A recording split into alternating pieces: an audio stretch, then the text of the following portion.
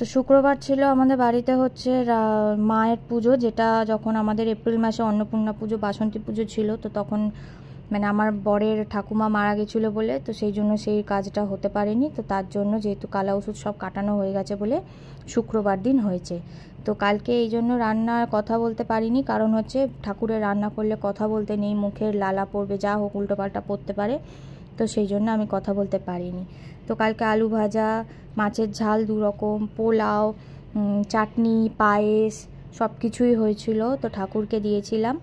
আর সকালে ওপরের গ্যাস ভালো করে পরিষ্কার টরিষ্কার করে বেগুন টেগুন ভেজে, এটা হচ্ছে গাছের বেগুন আমাদের, যে সেদিনকে গাছের অনেকগুলো বেগুন তুলেছিলাম, তো বেগুনগুলো ওখানেই তুলেছিলাম মেয়ে।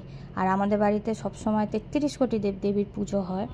তো এটা আলু ভাজা, পটল ভাজা, বেগুন ভাজা হয়েছিল, আলু চিংড়ি মাছ আর তরকারি হয়েছিল কপি দিয়ে। কপিটা একটু কম ছিল আর আলু বেশি ছিল, তো সেই জন্য তো সবাই খেয়েছে।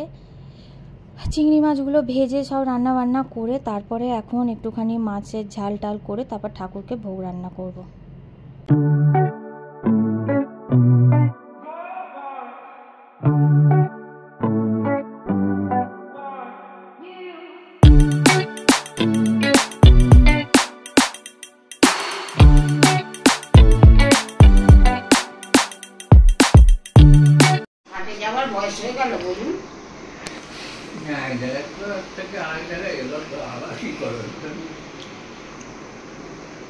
বউ চলে যাচ্ছে, টাটা, চলে এসো।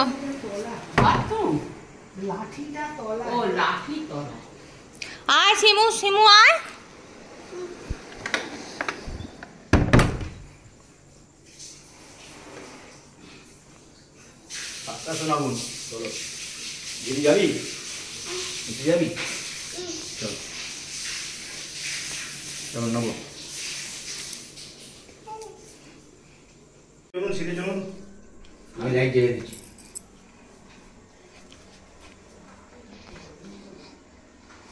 শিমুও নাবছে।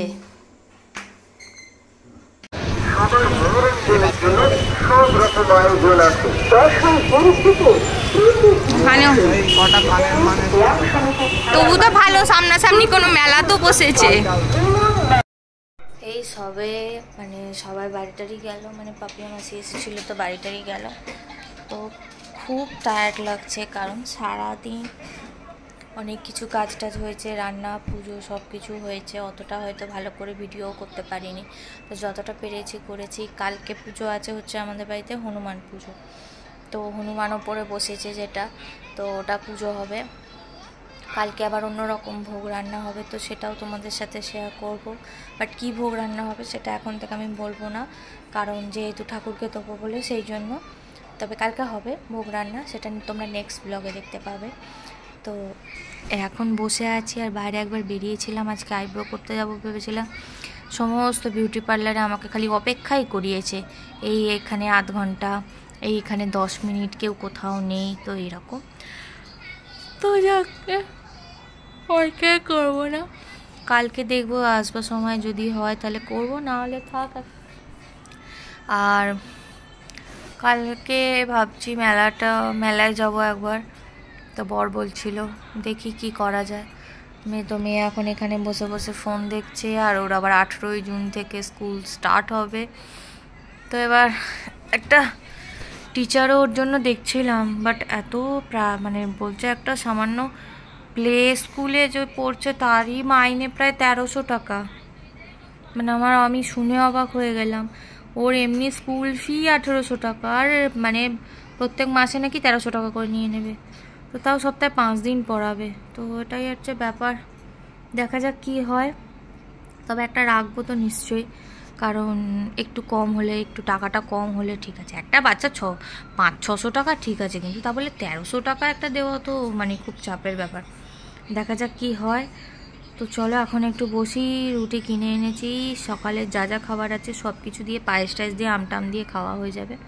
তখন একটু রেস্ট নিয়ে বাসনগুলো কালকের মেজে নিই, মায়ের ওই ঘোলে যেগুলো আছে, তো তারপরে ওগুলো আবার কালকেও তো ব্যবহার হবে না, সরি।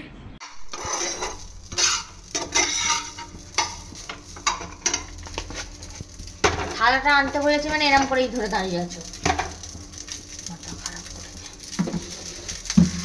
শরীরগুলো কিছু বলছে না।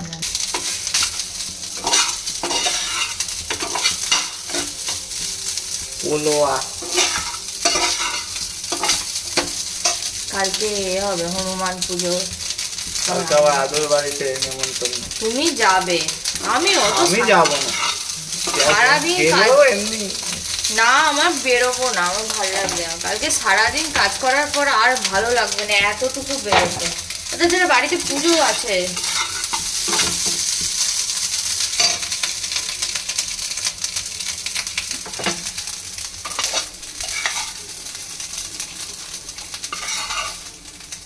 ব্যাস।